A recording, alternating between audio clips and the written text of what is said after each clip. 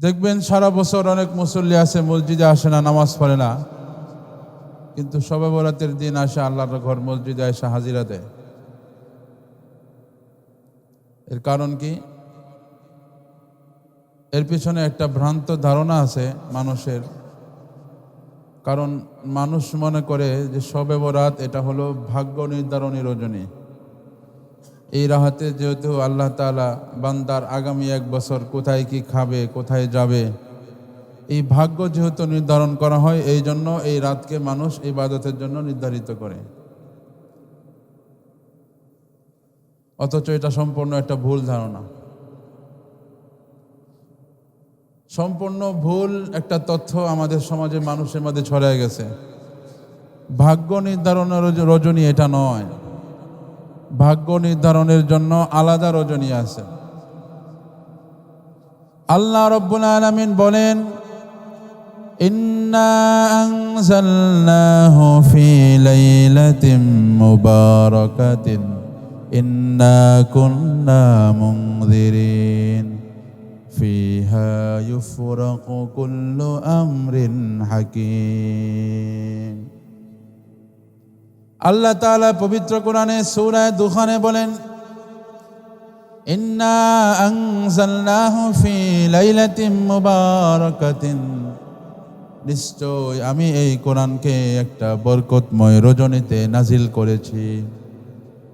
এমন একটা বরকতময় নাজিল, এমন একটা বরকতময় রাতে আমি এই কোরআনকে নাজিল করেছি, যেই বরকতময় রাতে সারা পৃথিবীর সমস্ত মানুষের ভাগ্য নির্ধারণ করা হয়।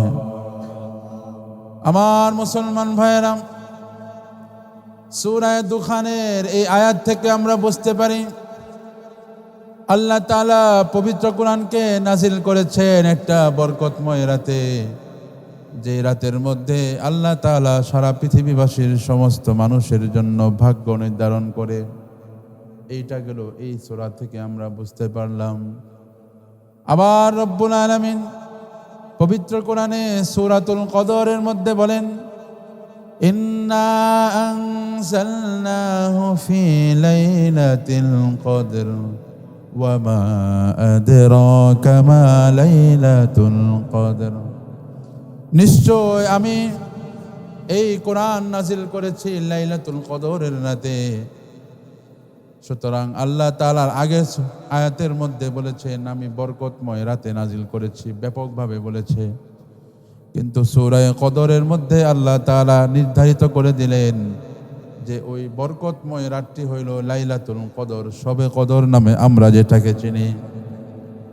তাহলে বলেন তো দেখি, আমার কথা বুঝে থাকলে, এই যে রাত্রটা আসলো, এই রাত্রের মধ্যে মূলত কি আল্লাহ তাআলা আমাদের ভাগ্য নির্ধারণ করেন? সামনে যে শবে বরাত আসতেছে, এই রাত কি ভাগ্য নির্ধারণের রাত? পবিত্র কোরআনের এই দুইটা সূরার দুই আয়াত থেকে আমরা বুঝতে পারলাম যে ভাগ্য নির্ধারণ রজনীর মধ্যে আল্লাহ কোরআন নাজিল করেছে। আবার অন্য আয়াতে বলতেছে কোরআন নাজিল করেছি লাইলাতুল কদরে। তার মানে ভাগ্য নির্ধারণ রজনী কোনটা হবে? লাইলাতুল কদর। তাহলে লাইলাতুল বরাত, শবে বরাতে যারা মনে করে ভাগ্য নির্ধারণ হয়, এটা তাদের ভুল ধারণা। কথা বুঝতে পেরেছেন? এবার আসুন তাহলে লাইলাতুল কদর, লাইলাতুল বরাত, শবে বরাতকে কেন শবে বরাত বলা হয়? বরাত শব্দের অর্থ হলো মুক্তি। আল্লাহ রাব্বুল আলামিন এই রাতে অনেক অনেক মানুষকে মুক্তি দিয়ে দিবেন। জাহান্নামের আগুন থেকে অনেক মানুষকে আল্লাহ তাআলা এই রাতে মুক্তি দিয়ে দিবেন। অনেক অনেক গুনাহগার মানুষকে আল্লাহ তাআলা এই রাত্রে মাফ করে দিবেন। এই জন্য এই রাতটিকে লাইলাতুল বরাত অথবা শবে বরাত বলে। সুবহানাল্লাহ। তাহলে আমরা একটা ভ্রান্ত ধারণা সম্পর্কে জানলাম। অনেকে মনে করে শবে বরাত মনে হয়েছে গিয়া ভাগ্যের রজনী। না, এটা ভুল। তাহলে সঠিক তর্জমা কি শবে বরাত অর্থ? শবে বরাত অর্থ হলো মুক্তির রজনী। এই রাতে আল্লাহ তাআলা অনেক অনেক গুনাহগার বান্দাদেরকে গুনাহ থেকে মুক্তি দিয়ে দেয়। কন্যা সুবহানাল্লাহ। মুক্তির রজনী কিসের থেকে প্রমাণ পাইলাম? আল্লাহ নবী সাল্লাল্লাহু আলাইহি ওয়াসাল্লাম হাদিস শরীফে ইরশাদ করেছেন, ইন্নাল্লাহ তাআলা লা ইয়াত্তালিউ ইলা জামি খালকিহি ফি লাইলাতিন নিসফি মিন শাবান ফায়াগফিরু লিজামিই খালকিহি ইল্লা লিমুশরিকিন আও মুশাহিন। আল্লাহ নবী হাদিসে বলেন, আল্লাহ রাব্বুল আলামিন শবে বরাতের রাতের মধ্যে সমগ্র সৃষ্টিজীবের দিকে তাকান এবং সমস্ত মানব জাতির মধ্যে সমস্ত মানুষকে আল্লাহ তাআলা মাফ করে দেন। আল্লাহ তাআলা সমস্ত মুমিন মুসলমানকে মাফ করে দেন, ইল্লা লিমুশরিকিন আও মুশাহিন। তবে দুই শ্রেণীর মানুষ ব্যতীত ওই দুই শ্রেণীর মানুষকে আল্লাহ তাআলা শবে বরাতের এই বরকতময় রাতেও মাফ করেন না। কোন নাউজুবিল্লাহ। আল্লাহ নবীর এই হাদিস থেকে আমরা বুঝতে পারলাম আল্লাহ রাব্বুল আলামিন পৃথিবীর সমস্ত মুমিন মুসলমানকে এই রাতে মাফ করলেও দুই শ্রেণীর মুসলমান এমন আছে আল্লাহ তাআলা যে মুসলমানদেরকে এই শবে বরাতের এই বরকতময় মুক্তির রজনীতেও মাফ করেন না।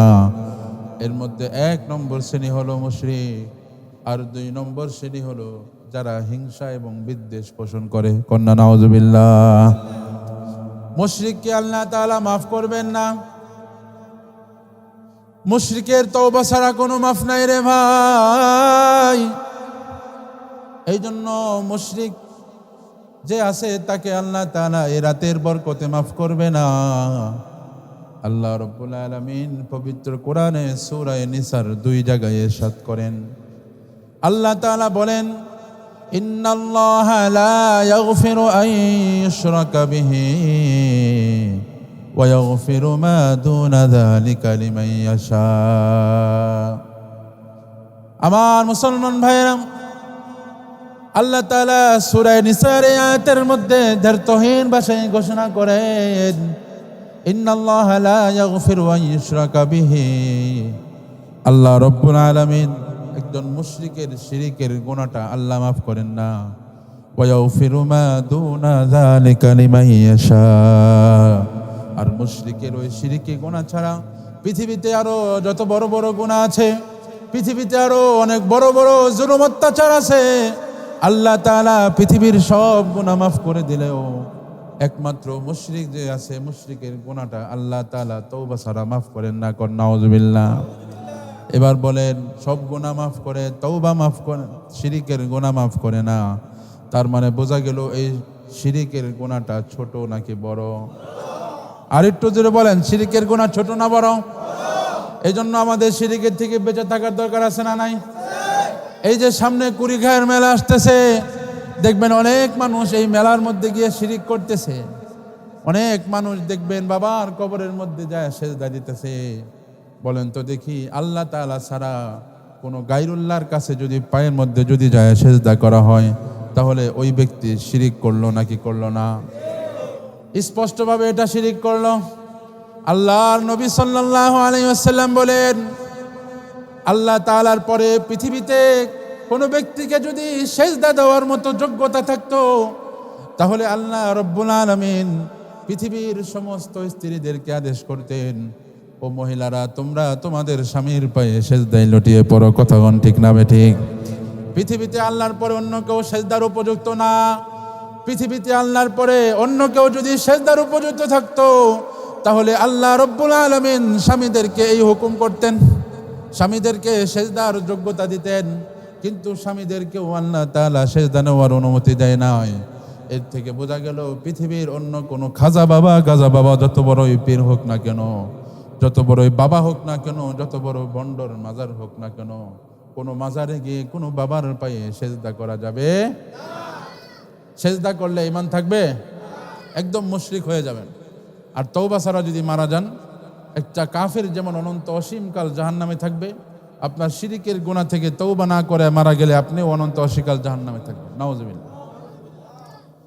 এই জন্য হাদিস থেকে আমরা বুঝতে পারি, লাইলাতুল কদরের রাতে, লাইলাতুল বরাতের রাতে আল্লাহ তাআলা পৃথিবীর সমস্ত মুসলমানকে মাফ করে দিবেন। দুই শ্রেণীর মানুষকে আল্লাহ তাআলা মাফ করবেন না। এর মধ্যে এক নম্বর হলো যারা শিরকের গুনাহে লিপ্ত থাকে, আল্লাহ রাব্বুল আলামিন তাদেরকে মাফ করবে না। আসুন এবার একটু যুক্তি দিয়ে বোঝার চেষ্টা করি কেন আল্লাহ শিরিকের গুনাহ মাফ করবে না। আমার মুসলমান ভাইয়েরা রে, পৃথিবীতে দেখবেন আমরা অনেক মানুষ একজন আরেকজনকে বিভিন্ন কাজে শরিক করি কি করি না? দেখবেন ব্যবসার মধ্যে একজন আরেকজনকে শরিক বানায়, পার্টনার বানায়। পার্টনার এটা হলো ইংলিশ শব্দ, এর বাংলা অর্থ হলো শরিক বানানো। পৃথিবীতে একজন মানুষ আরেকজন মানুষকে শরিক বানায় 3 কারণে। আমার কথা বুঝে থাকলে বলুন, পৃথিবীতে একজন মানুষ আরেকজন মানুষকে শরিক বানায় কয় কারণে? বোঝেন নাই মনে হয়?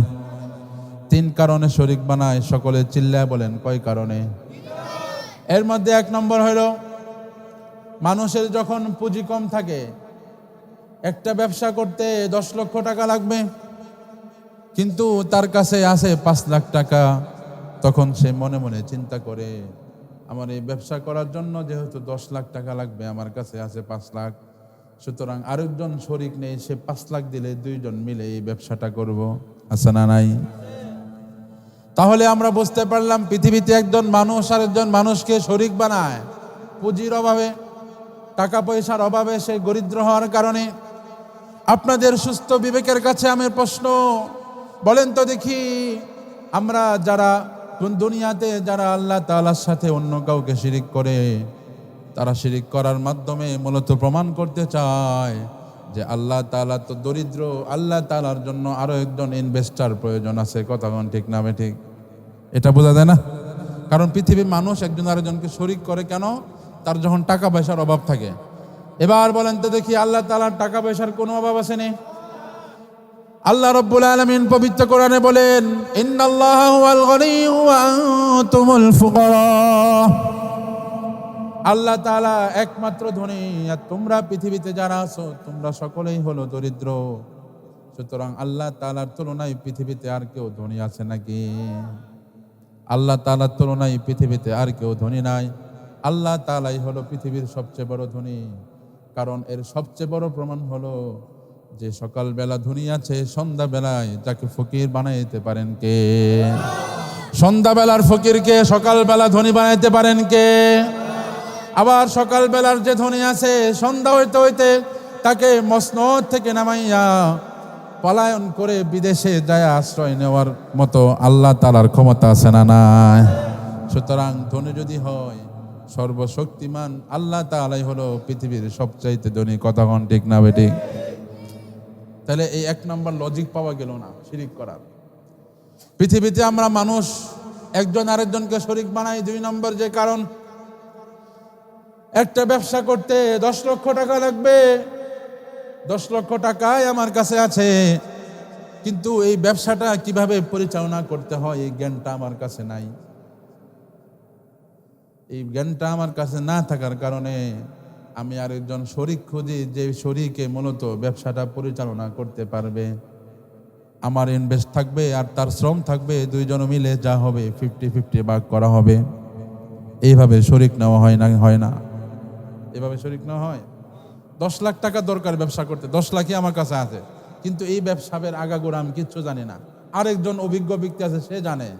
তখন ওই অভিজ্ঞ ব্যক্তিকে আমার ব্যবসার পার্টনার বানাই, তার শ্রম আর আমার টাকা এই 2টা মিলে যা প্রফিট হবে 2 জনে 50-50 ভাগ করে নেয়। কথা ঠিক না বেঠিক? এবার আসুন আমরা দেখি, পৃথিবীর মানুষ একজন আরেকজন মানুষকে শরিক করে তার জ্ঞান কম থাকার কারণে, ব্যবসায়িক আইডিয়া কম থাকার কারণে। এবার বলেন তো দেখি, আমার আল্লাহ তাআলার জ্ঞান কম না বেশি? তাহলে যে ব্যক্তি শরিক সাব্যস্ত করতেছে আল্লাহর সাথে, সে মূলত প্রমাণ করতে চাইতেছে যে আল্লাহ তাআলার একা ইবাদত কিভাবে করব? আল্লাহ তাআলার তো জ্ঞান কম, এই জন্য আরেকজন শরিক লাগানোর দরকার। নাউজুবিল্লাহ। যারা মূলত শরিক করে তারা এই অপরাধটা করতেছে, অথচ আল্লাহ রাব্বুল আলামিন সমস্ত জ্ঞানের অধিকারী। আল্লাহ তাআলা পবিত্র কোরআনে ইরশাদ করেন, ওয়ামা উতিতুম মিনাল ইলমি ইল্লা কলিলা। ও পৃথিবীর মানুষ, তোমাদেরকে সমস্ত জ্ঞানের থেকে শুধুমাত্র অল্প কিছুই জ্ঞান দেওয়া হয়েছে। কতক্ষণ ঠিক না ঠিক? এই যে পৃথিবীর এত উৎকর্ষ হয়েছে, খুব ভালো করে মনোযোগ দিয়ে শুনবেন। পৃথিবীতে এত উৎকর্ষ সাধন হয়েছে, পৃথিবীতে এত চমৎকার চমৎকার বিষয়, এত সৃষ্টি আবিষ্কার হচ্ছে, বলেন তো দেখি একজন মানুষকে পরীক্ষা করে তার ডায়াবেটিস মাপার মেশিন আবিষ্কার হয়েছে কি হয় নাই? জ্বর মাপার মেশিন আছে না নাই? রক্ত পরীক্ষার করার মেশিন আছে না নাই? প্রস্রাব পরীক্ষা করার মেশিন আছে না নাই? এই ধরনের বিভিন্ন মেশিন আছে।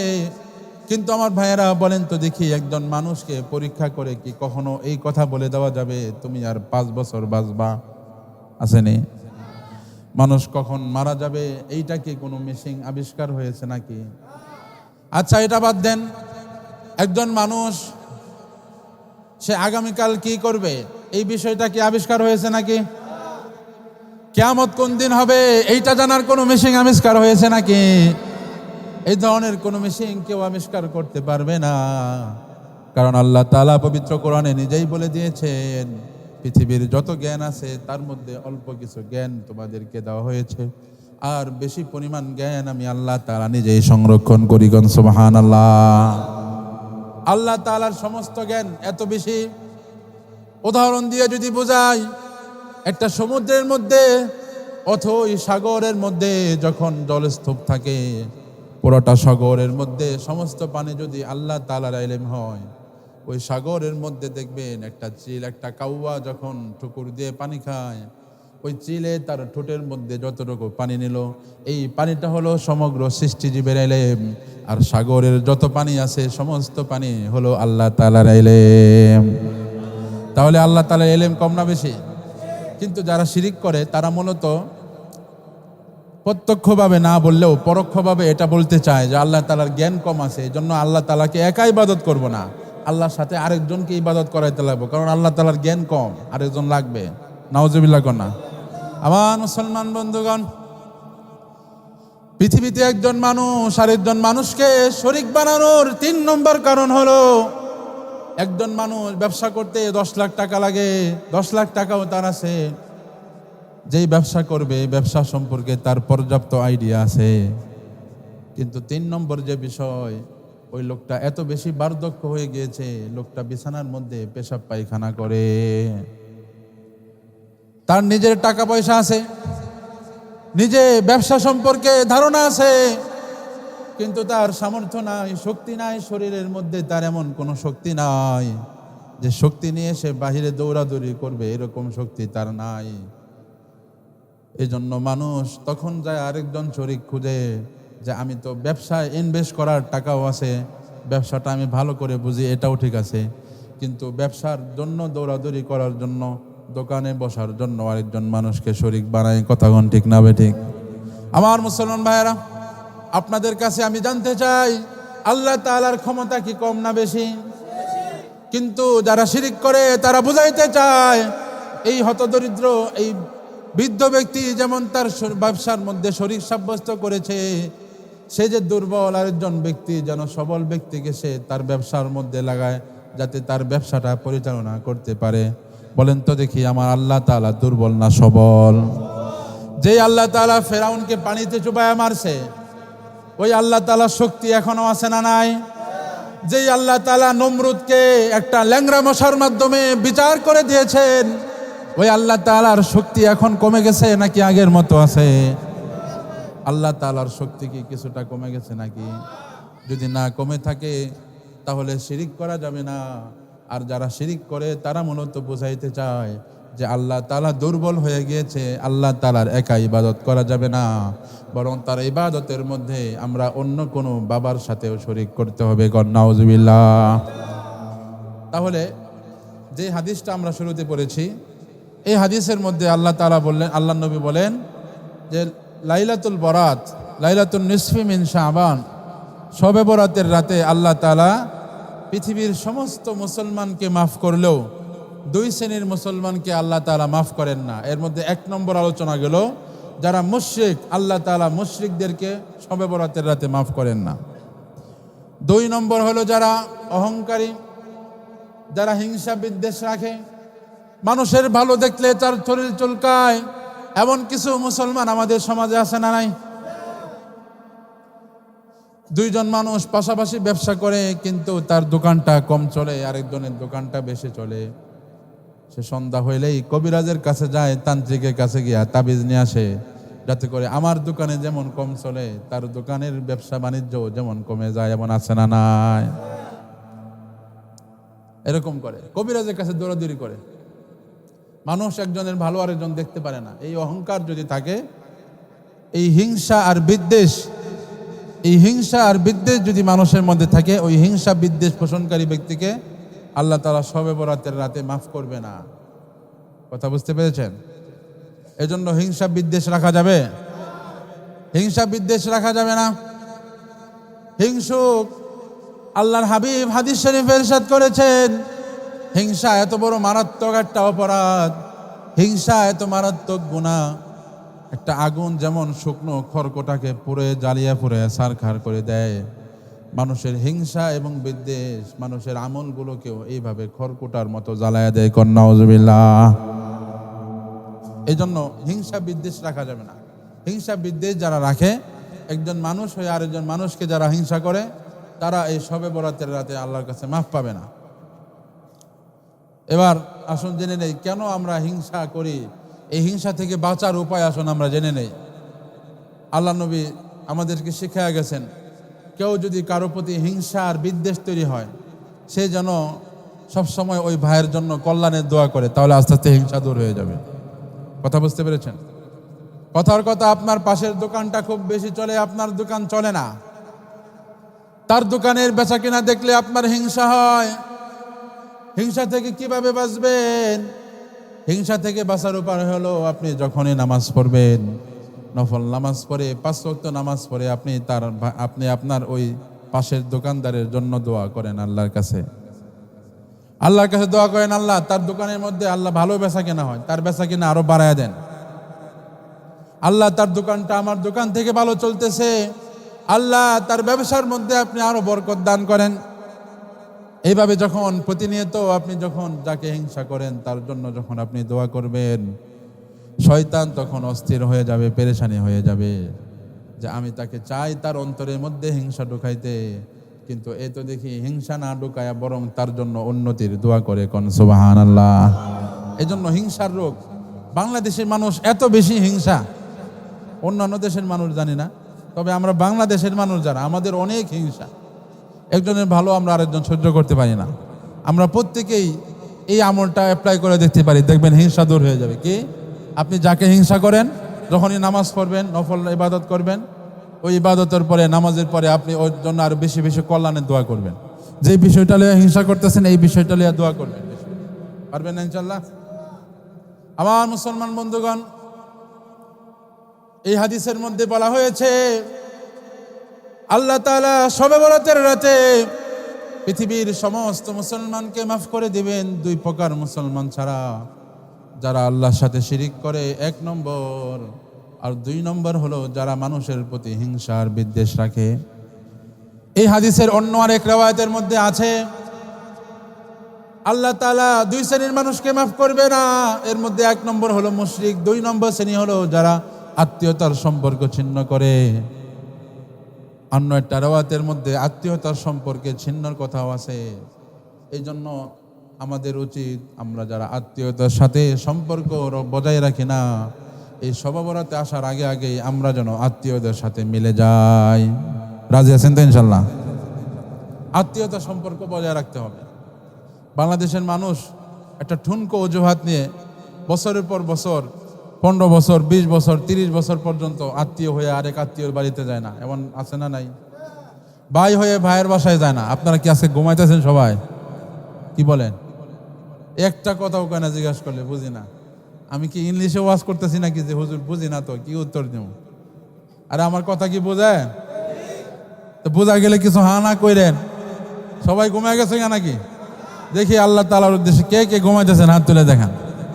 এই যে এত মানুষ ঘুমাইতেছে, 20-50 জন হাত তুলছে। এত মানুষ ঘুমাই দেখে তো আওয়াজ ওঠে না। ওই যে একজন এখনো হাত তুলে রাখছে। এত মানুষ ঘুমাইলে কেমনে ওয়াজ শুনবেন আর কিভাবে আপনার ওয়াজ তাসির করবে? ঘুমানো যাবে? একটা তাকবীর দেন, নারে তাকবীর, নারে তাকবীর, দিন ইসলাম, দিন ইসলাম, জিন্দাবাদ, জিন্দাবাদ, নারে তাকবীর। ঘুম ভাঙছে? কার কার ঘুম ভাঙে না দেখি? এখনো 2 জন হাত তুলছে, ঘুম ভাঙে না। মারামারি কইরা চাচাটা নাকি অবশেষে হাসপাতালে মারা গেছে, আসেনি? এটা আপনার বাড়ির কাছে? ওই যে মাশাআল্লাহ, ওনার বাড়ির কাছে। তাহলে প্রমাণ পাওয়া গেছে চাচা ভাতিজা জমির জের ধরে নাকি, জমি জমা নিয়ে না, জমি জমা নিয়ে মারামারি। কিন্তু দেখেন আমাদের বাংলাদেশের হলুদ মিডিয়াগুলো এত শয়তান, এত মিথ্যুক আর বাটপার, এদেরকে কেউ 5,000 10,000 টাকা দিলে এরা উল্টাপাল্টা নিউজ করে। আজকে সকালে ঘুম থেকে উঠে দেখলাম এই চাচা ভাতিজার জমি নিয়ে মারামারিটাকে সম্ভবত টিভি জানি দেখলাম, হ্যাঁ জামাতের মধ্যে নিউজ, খবরের মধ্যে নিউজ দেখাইছে যে এটা জামাতের লোকে নাকি বিএমপির লোকের কুবায় মেরে লাইছে। আর তো আস্তে কর নাউজুবিল্লাহ। এদের নিউজ দেখা শয়তানও দূর থেকে বয়ে বয়ে আসে যে আমি শয়তান, আল্লাহ আমার কি দায়িত্ব দিল, আমার দায়িত্ব পালন করার লাগে না। এরা নিজেরাই এদের নিজের দায়িত্ব পালন করে, নাউজুবিল্লাহ কয় না তো? এই ধরনের মিথ্যাচার করা যাবে? আগামী সপ্তাহ আসতেছে, আলোচনা করব কারে ভোট দিবেন কারে দিবেন না, ইনশাল্লাহ থাকবেন। অনেকে হাঁটা চলায় প্রশ্ন করেন হুজুর ভোট কারে দিব না। আমি একটা মূলনীতি বলে দেবো আগামী সপ্তাহে। ওই মূলনীতি অনুযায়ী যদি বিএনপি পড়ে বিএনপিকে ভোট দিবেন, ওই মূলনীতির ভিতরে আওয়ামী লীগ পড়লে আওয়ামী লীগেরই ভোট দিবেন, ওই মূলনীতির ভিতরে যদি জামাত পড়ে জামাতকে ভোট দিবেন, ওই মূলনীতির ভিতরে যদি কেউ না পড়ে কাউকে ভোট দিবেন না। কথা ঠিক আছে? আগামী সপ্তাহে যারা শুনতে চান আসবেন, যেহেতু ভোটের আগে ওইটাই শেষ সপ্তাহ হবে, সম্ভবত আগামী সপ্তাহে এটা আলোচনা হবে। আমার মুসলমান বন্ধুগণ, আত্মীয়তার সম্পর্ক বজায় রাখতে হবে। আত্মীয়তার সম্পর্ক ছিন্ন করলেও আল্লাহ তাআলা ওই ব্যক্তিকে ওই শবে বরাতের রাতেও মাফ করবে না। কন্যা নাউজুবিল্লাহ। এই হলো শবে বরাতের সম্পর্কে আলোচনা। এবার আসুন আপনাদের কমন কিছু প্রশ্নের উত্তর দেই। হুজুর শবে বরাতের রাতের নামাজ কয় রাকাত? আছে না নাই? একটা বই দেখলাম, বইয়ের মধ্যে লেখা নবীজির 300 প্রকারের নামাজ। কত প্রকারের নামাজ? নবীজির 300 প্রকারের নামাজ। এগুলো দেখবেন বিভিন্ন মাহফিলের মধ্যে গেলে ওই যে গাট্টি বান্ধায় না কিছু বই বেছে না, এরা দেখবেন এই ধরনের আলতু ফালতু বিভিন্ন বই নিয়ে বসে সামনে, হাতে নিয়ে দেখি আল্লাহু আকবার, এমন এমন নামাজের কথা লেখা যেগুলো আমি 14 গোষ্ঠী আমার উস্তাদেরাও জিন্দিগিতে দেখে নাই। সব বানোয়াট নামাজ। ঠিক আছে? শবে বরাতের আলাদা কোনো নির্দিষ্ট নামাজ নাই যে 11 রাকাত পড়তে হইব, 12 রাকাত, 18 রাকাত, 100 রাকাত পড়তে হইব, নাহলে হবে না, এমন কোনো নামাজ নাই। কথা ক্লিয়ার? আবার এসে বলেন হুজুর প্রথম রাকাতে কি সূরা দিয়ে কি সূরা পড়ব, সূরা ফাতিহা 3 বার, সূরা ইখলাস, না, এসব কোনো নিয়ম নাই। স্বাভাবিক নফল নামাজ আপনি যেভাবে পড়েন এইভাবে আপনার যতটুকু সাধ্যে কুলায় আপনি ইবাদত করবেন। কথা ঠিক আছে?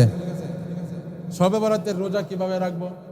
একটা দুর্বল জয়ীফ হাদিসের মধ্যে আছে, আল্লাহ নবী বলেন ইদা কানাত লাইলাতুন নিসফি মান শাবান, যখন শবে বরাতের সময় হয়, যখন শাবান মাসের 15তম দিনের রজনী আসে, তখন তোমরা ওই দিনটায় ইবাদত করবা, রোজা রাখবা, আর ওই রাতের মধ্যে বেশি বেশি সালাত আদায় করবা। সুবহানাল্লাহ।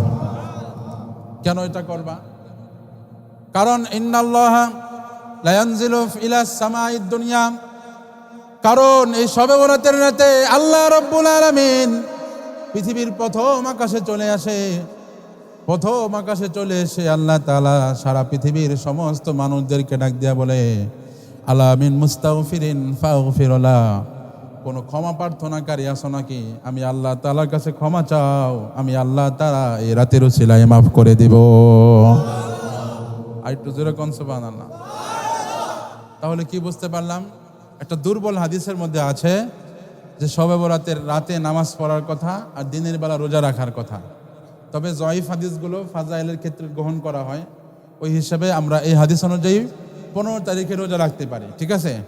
তবে সহিহ হাদিস অনুযায়ী 15 তারিখে রোজা রাখা যায় কিভাবে? আল্লাহ নবীর সহিহ হাদিসে বর্ণিত হয়েছে, আল্লাহ নবী বলেন যে প্রত্যেক মাসের আইয়ামে বীজের 13, 14, 15 এই 3টা দিন রোজা রাখা যায়। কথা বুঝতে পেরেছেন? প্রত্যেক আরবি মাসের 13, 14, 15 এই 3টা দিন কি করা যায়? রোজা রাখা যায়। তো যারা সহিহ হাদিসের উপর যারা আমল করতে চান, আপনাদের কাছে পরামর্শ থাকবে আপনারা শুধু শবে বরাতের দিন না, বরং তার আগের 2 দিন 13 আর 14 সাথে মিলায় রাখেন, তাহলে আপনার আমলটা একদম সহি হাদিস অনুযায়ী হবে। কথা বুঝতে পেরেছেন? আর যদি মনে করেন না পারেন, তাহলে 15 তারিখে রোজা রাখলেন, এটাও হবে। ওই হাদিসে তা আছে, দুর্বল হাদিস যদিও, এই হাদিস অনুযায়ী আপনি রোজা রাখতে পারবেন। এরপরে কথা হইল শবে বরাতের দিন কিছু বিষয় আছে আমাদের বর্জন করতে হবে। এতক্ষণ তো আলোচনা হইল করণীয় সম্পর্কে, বর্জনীয় সম্পর্কে আলোচনা করা যাক। 1 নম্বর কাজ যেটা, শবে বরাতের উপলক্ষে কোনো হালুয়া রুটির আয়োজন করা যাবে? একটু যেরকম যারা কথা কইতেছে না, এরা হালুয়া রুটির লাগে অলরেডি বাজার করে লেছে। শবে বরাতের উপলক্ষে হালুয়া রুটির আয়োজন করা যাবে?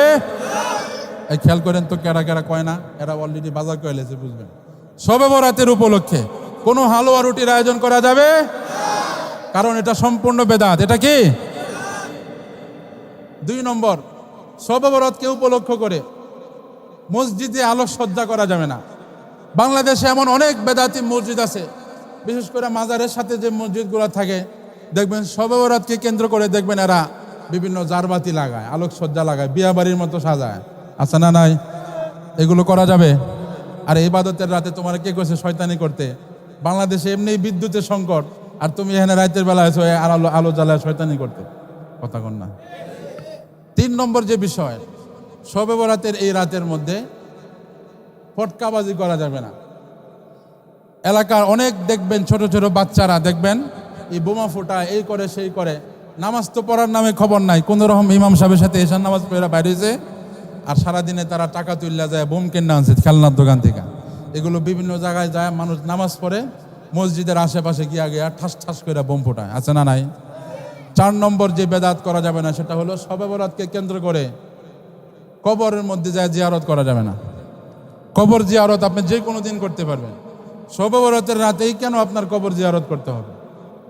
এই সমস্ত কবর জিয়ারত যদি ইবাদত মনে করে এই রাতে করেন, এগুলো বেদাত হবে। ঠিক আছে তো? কবর জিয়ারত করা যাবে? এই হলো 4 নম্বর করণীয়। আর বর্জনীয় বললাম, 4টা বর্জনীয় বললাম। আর করণীয়র মধ্যে বলেছি নামাজ আপনি যেভাবে ইচ্ছা সেভাবে পড়বেন, আপনি কোরআন তেলাওয়াত যেভাবে ইচ্ছা সেভাবে করবেন, আপনি যত বেশি ইচ্ছা জিকির করতে পারেন, এটা সমস্যা নাই। তবে এখানে একটা বিষয় যেটা না বললেই নয়, আল্লাহ নবী যে শবে বরাতের রাতে ইবাদতের হাদিসটা বর্ণিত হয়েছে, ওইখানে আল্লাহ নবী একাকী ঘরের মধ্যে ইবাদত করতেন।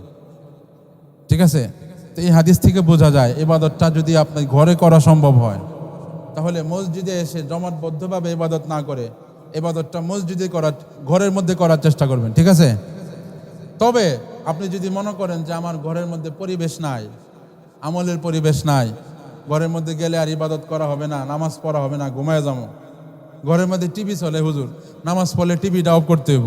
টিভি যদি নারাজ হয়ে যায়, শয়তান যদি নারাজ হয়ে যায়, নামাজ পড়তে গেলে টিভিটা অফ করতে হইব, কি দরকার আছে হুজুর? এই জন্য টিভিটা অফ করি না, চুপ করে ঘুমায় পড়ি আর মহিলারা টিভি দেখতে থাকে। যদি এমন হয়, আপনি যদি এরকম দুর্বল মুসলমান হয়ে থাকেন, তাহলে আসবেন মসজিদে, যতটুকু সম্ভব, যত রাত সম্ভব ইবাদত করবেন, এতে কোনো নিষেধ নাই। ঠিক আছে তো?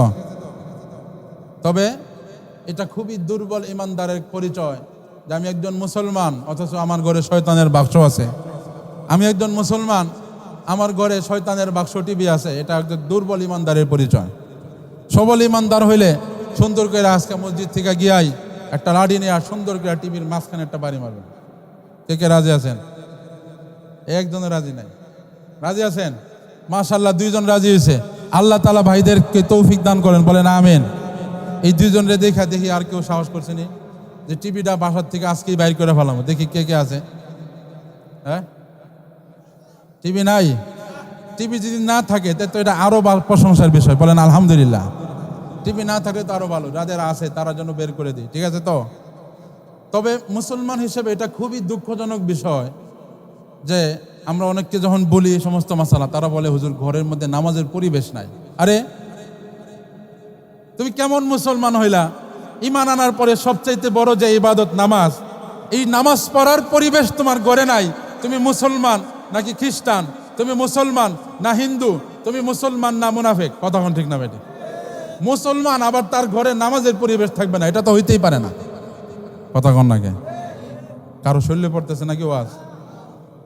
আচ্ছা, যতগুলো আলোচনা হয়েছে করণীয় বর্জনগুলো লক্ষ্য রেখে আল্লাহ তাআলা আমাদেরকে শবে বরাতের তাৎপর্য বুঝে আমল করার তৌফিক দান করুন, বলেন আমিন। ওয়া আখিরু দাওয়ানা আলহামদুলিল্লাহি রাব্বিল আলামিন। যারা